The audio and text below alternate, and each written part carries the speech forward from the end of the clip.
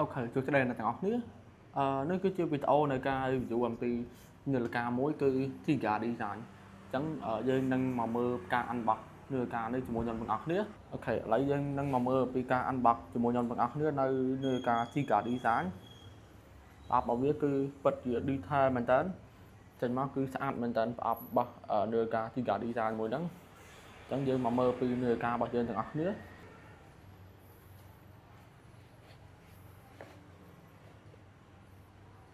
Oh my god អូខេក្នុងនេះមានអីខ្លះអូខេអានេះគឺกระดาษតម្លៃដែលខ្ញុំបានទិញដូចជាមាននៅបានធានាមួយផងដែរអ្នកនរគ្នាអាចឃើញអូខេមានបានធានាមួយក៏ដូចជាមានអានេះយើងសម្រាប់យើងធ្វើការផ្លាស់ប្ដូរទំហំខ្សែរបស់យើងទៅលវិសមួយអ្នកអាចឃើញអត់អូខេតមកទៀតគឺមាននៅយផៅណានាំគឺអក្សរចិនទៅខ្ញុំមិនចេះអានទៅយផៅនេះគឺថាវាអក្សរចិននាឡិកាហ្នឹងគឺនាឡិការបស់ចិនទៅអញ្ចឹងអក្សរដែលវាដាក់ក្នុងហ្នឹងគឺអក្សរចិនអញ្ចឹងយើងមកមើលពីតួឯកសំខាន់របស់យើងនៅក្នុងវីដេអូនេះផងដែរគឺនាឡិកា Tiger Design អត់តាមបានបកថងទៅវីដេអូនេះគឺជាវីដេអូនៃការធ្វើការ unbox តែម្ដងអញ្ចឹងយើងទុកប្រអប់វាម្ល៉េះចឹង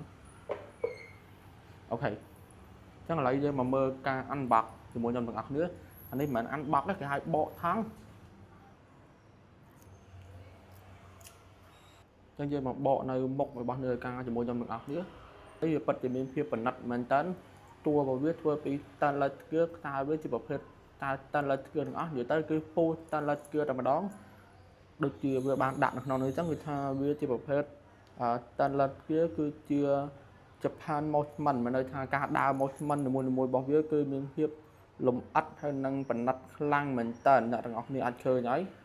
គឺមានភាពលម្អិតនិងប្រណិតខ្លាំងមែនតើនាឡិកានេះវាជាប្រភេទនាឡិកាចំណិចឬក៏យើងហៅថា mechanical watch អញ្ចឹងការទាំងអស់គឺ manual វាអត់ auto ដូចជា smart watch របស់យើងទេតែនេះត្រូវកំណត់ខ្សែបន្តិចដោយសារតែខ្សែរបស់វាអត់ត្រូវមួយដៃខ្ញុំអញ្ចឹងចាំពេលខ្ញុំ